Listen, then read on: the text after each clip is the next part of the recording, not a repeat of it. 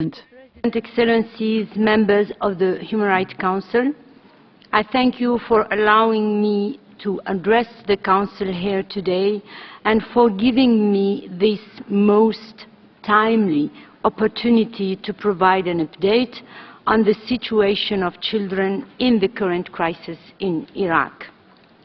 The events that are unfolding in Iraq continue to put children at risk and have led to increased grave violations committed by all parties to the conflict. I'm particularly concerned over the recent rapid expansion of ISIL, first in Syria and now in Iraq. I'm appalled by their total disregard to human life, the image that we see through media reporting of indiscriminate and brutal killings of civilians, including children, is deplorable. The United Nations in Iraq has been following the recent developments and endeavors to document cases of violations despite the security situation and limited access to affected populations. In this regard, I would like to commend the work done by UNAMI and UNICEF in these difficult circumstances. While violations against children have sadly been a consequence of the instability in Iraq over the years, the impact of the armed violence on children has reached unprecedented levels during the current crisis. Through the monitoring and reporting mechanism, the United Nations have received 413 reports of violations against children since the beginning of the year. Interviews conducted by UN staff on the ground with IDPs from all affected areas add to this number every day. Ladies and gentlemen, the most reported violation remains the killing and maiming of children. 693 casualties have been reported since the beginning of the year. Most casualties are due to indiscriminate attacks, including shelling of populated areas by government forces and by armed opposition groups, including ISIL and affiliated groups, particularly in Ninwa, Anbar, Diyala, Salahuddin, Kirkuk, and Baghdad governorates. Reports were also received and verified concerning children, especially young boys, being executed along with other civilians in areas controlled by armed opposition groups, including by ISIL.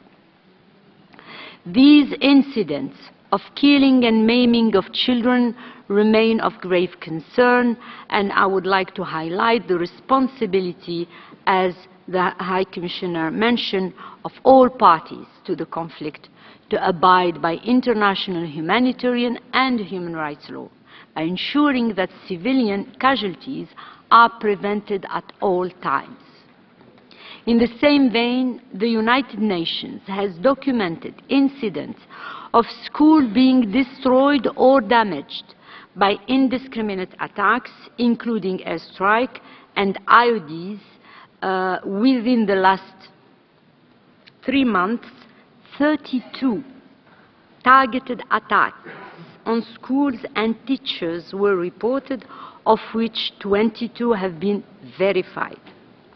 Most of the attacks on schools were related to the use of these facilities as polling stations for the parliamentary election on 30 April. Of equal concern are incidents of attacks on hospitals and other medical facilities. IEDs placed by armed groups in the vicinity of schools and hospitals also continue to be reported, causing damage to these facilities. Hospitals have been hit by government forces in the context of shelling of populated areas. Over years, we urged all parties to the conflict to refrain from attacking schools and hospitals and to ensure that these facilities remain safe havens for children to uphold their right to education and health care. Unfortunately, the attacks on schools and hospitals continue. Over the last few months, reports of sexual violence and forced marriages are beginning to emerge. Abductions of young girls from minority groups for these purposes have been reported. However, most of the information received by the United Nations remains unverified at this stage, and it is difficult to evaluate the scale of these alleged violations given the sensitivity of this information and fear of families to report. Members of the Council, of grave concern are the continued reports on child recruitment and use. Children continue to be recruited by armed opposition groups, including ISIL and affiliated entities, and used as informants for patrolling and for manning checkpoints, and in some cases as suicide bombers. Verified reports from Mosul and Ninwa Governorate, as well as from Salah ad-Din and Diyala, showcase the use of boys as young as 13 years patrolling with ISIL alongside adults and carrying weapons sometimes bigger than themselves. Children are also given the responsibility to guard strategic locations or arrest individuals. Although preliminary information seems to point to the fact that these children are relatives of ISIL members, reports of abductions and forced recruitment by ISIL are also starting to emerge.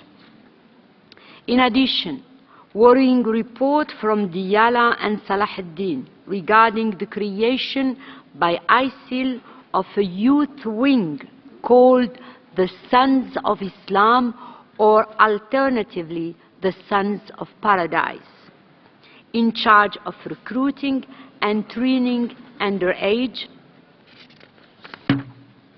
combatants, were also received. The UN is currently in the process of verifying this information. Children continue to be recruited by militia from all sides of the conflict, including those supported or backed by the government, and those fighting alongside opposition groups. These recruitment by militia take place in all conflict-affected areas, including Baghdad and Basra governorates. I was informed that instructions were given by the Iraqi authorities to prevent the recruitment of children by government-backed militias. However, as reports of these incidents continue to be received, I call on the Iraqi government to ensure that these instructions are widely disseminated and duly enforced in all affected areas. Tribal and religious leaders also have a vital role to play, and I will follow up with all UN entities in Iraq to ensure that this issue continues to be highlighted with them. Mr. President, in addition to putting children at high risk of being killed or injured in combat, I cannot emphasize enough the long-term psychological damage that these child soldiers will face. I would like also to stress the dire situation of IDPs and particularly of IDP children. The last update shows that there are more than 1.2 million displaced people who fled their homes, reportedly because they feared government shelling or violations by ISIL. Half of those IDPs are children. Tremendous efforts to assist these IDPs are currently being deployed by all stakeholders, including the concerned official authorities and the United Nations. However, the need remains high. I'm also concerned by reports of religious and ethnic community under siege or prevented from leaving conflict area and who could not be reached for humanitarian assistance. Too many children of the Yazidi community, which found itself stranded in Sinjar, have died for lack of medical assistance. Mr. President, I would like to highlight that the situation in Iraq remains extremely fluid. The United Nations is collecting information on violations committed against the civilian population, including children, on a daily basis, despite the challenging working conditions on the ground. For my part, I will continue to brief all relevant entities on the ongoing violations committed against children and highlight the urgent need to safeguard the rights of children in the current escalating crisis. In closing, I would like to commend the efforts that have been deployed since the beginning of the conflict. I also note with relief the latest mobilization around the fate of minorities in Iraq. However, the international community needs to remain vigilant as the conflict continues and as more children become vulnerable every day. With what we see in the media daily, we must galvanize to address the plight of the Iraqi children. There is no time for hesitation, and united action must be taken. Thank you.